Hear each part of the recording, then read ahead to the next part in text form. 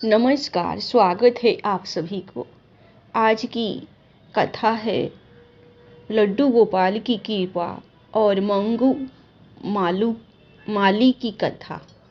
मंगू एक माली था, शहर में एक बड़ी सी कॉलोनी में, जिसमें बहुत सारी बड़ी बड़ी कोठियाँ बनी हुई थी।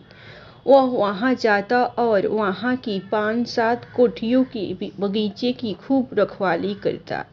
जिस जिस के घर में भी वो काम करता, सब घर वाले मंगू से बहुत खुश रहते थे। कीमती लाल नाम का एक सेठ था। मंगू उसके घर में भी माली का काम करता था।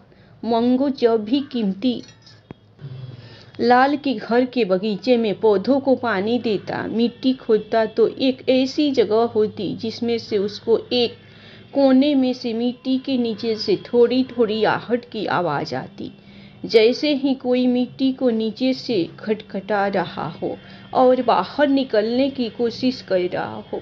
मंगू ने कई बार वह आवाज़ सुनी थी, लेकिन उसने उसकी तरफ ध्यान नहीं दिया। उसने सोचा कि शायद कोई जानवर होगा, लेकिन हर बार जब भी वह उस जगह जाता तो उसको आवाज़ ज़रूर आती। एक दिन मंगू ने हिम्मत करके उस जगह को खोदा तो खोदते खोदते हैरान हो गया। उसमें से एक बहुत ही सुंदर से लड्डू गोपाल निकले। मंगू ने लड्डू गोपाल को बाहर निकाला। लड्डू गोपाल का शरीर गर्म था और वह मिट्टी से लथपथ थे, और मंगू को लगा कि शायद लड्डू गोपाल की सांस भी चल रही है। यह देखकर एकदम से हैरान हो गया। वह भागा भागा लड्डू गोपाल को लेकर घर के अंदर गया और कीमती लाल की पत्नी को जाकर बोला, सेठानी जी, यह देखो, आपके बगीचे में से यह मुझे लड्डू गोपाल जी मिले हैं। लड्डू गोपाल को देखकर कीमती लाल की पत्नी का रंग एकदम से पीला पड़ गया। वह बोली, तुम इसको क्यों निकाल कर लाए हो? तो मंगू बोला कि वहाँ से मुझे रोज आवाज़ आती थी, आज मिट्टी को खोदा तो उसमें से यह निकले।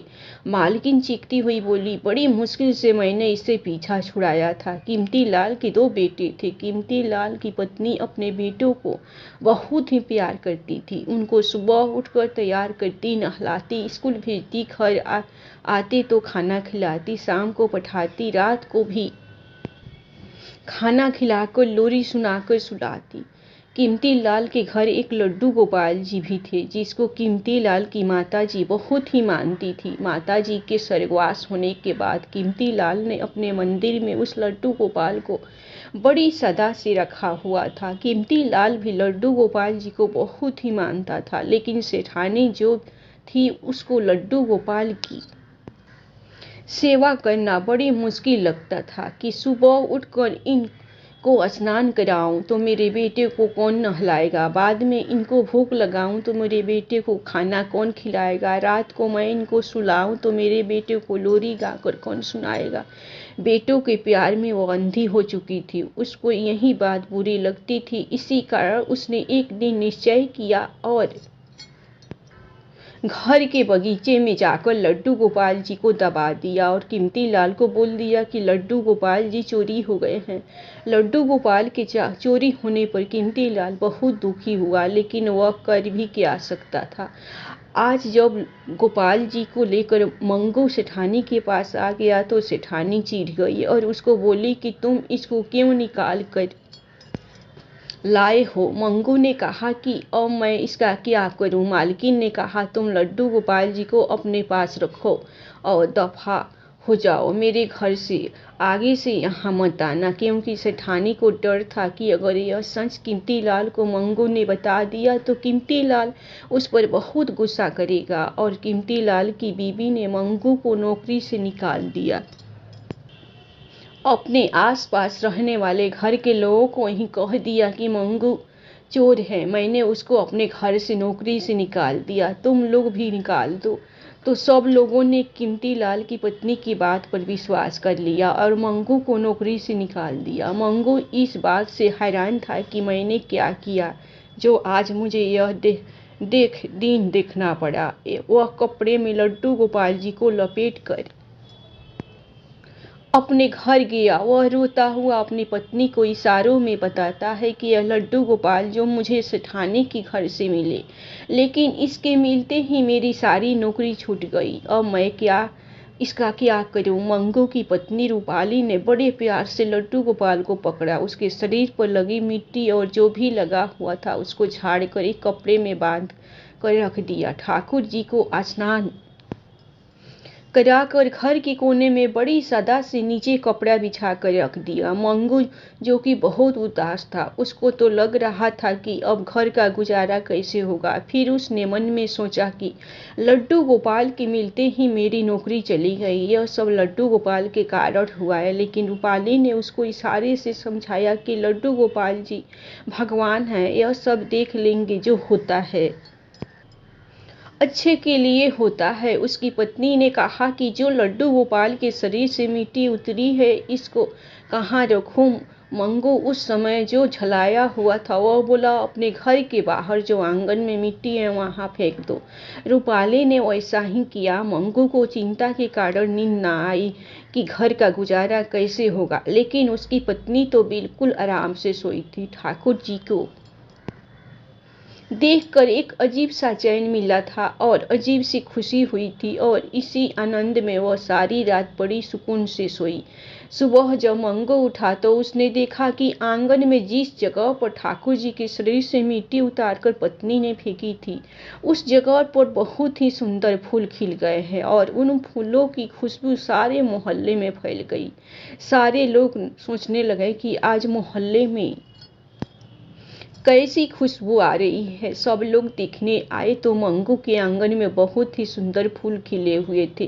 तभी उधर से एक व्यक्ति गुजरा और उसने मंगू को कहा, तूने अपने आंगन में इतने सुंदर फूल खिला लिए हैं, यह तो बहुत कीमती है, बाजार में तो इसकी बहुत कमाई होगी। यह सुनकर मंगू हैरान हो गया। वह हाथ जोड़ता हुआ ठाकुर जी के आगे गया और कहा कि मुझे क्षमा कर दो, जो मैंने आप पर शंका की, आपको सब का ख्याल है। तो उसकी पत्नी मंद मंद मुस्कुराने लगी कि मंगू को भी अब ठाकुर जी पर विश्वास होने लगा।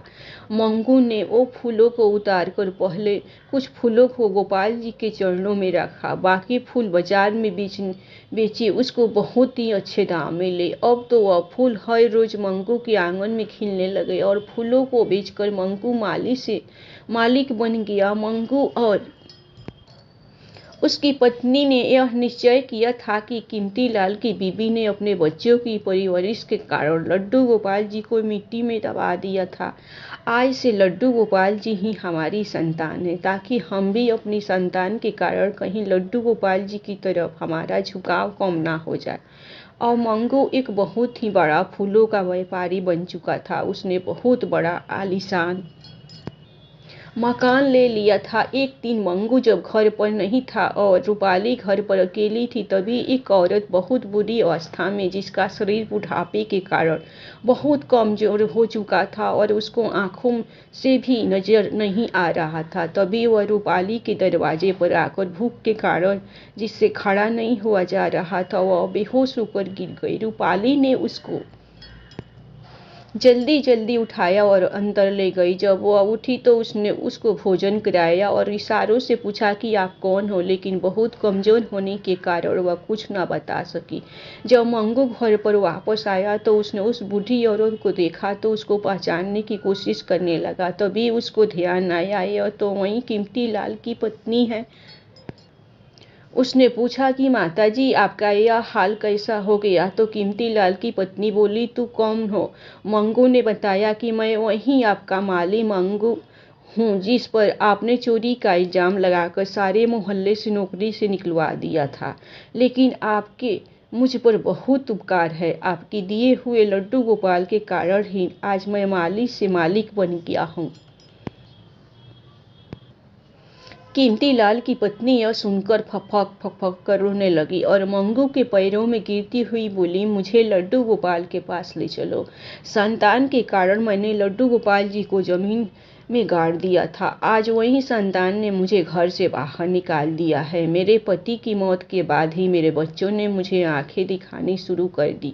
मेरा सब कुछ छीन कर अपनी पत्नियों की कहने पर मुझे घर से धक्के मारकर बाहर निकाल दिया। शायद यह मेरे बुरे कर्मों का ही फल है। जो मुझे सजा मिली है वह लड्डू गोपाल के चरणों में गिरकर जोर जोर से रोने लगी कि मुझे क्षमा कर दो लड्डू गोपाल जी, ठाकुर जी तो बहुत ही दयावान और कृपालु है। मंगू ने उस माता जी को उठाया और कहा, आपको और कहीं जाने की जरूरत नहीं है। यह लड्डू गोपाल आपकी बेटी की तरह ही है। आज से आप यहाँ रहो। इसी तरह लड्डू गोपाल जिस पर कृपा करते हैं उसको माल माल कर देते हैं और पाप करने वालों को भी वो हमेशा क्षमा कर देते हैं। बोलो लड्डू गोपाल जी की जय हो। धन्यवाद। लड्डू गोपाल की कृपा और मंगू माली की गाथा आप लोगों को पसंद आई होगी तो आप लोग भगवान जी के नाम पर लाइक सब्सक्राइब जरूर कीजिए।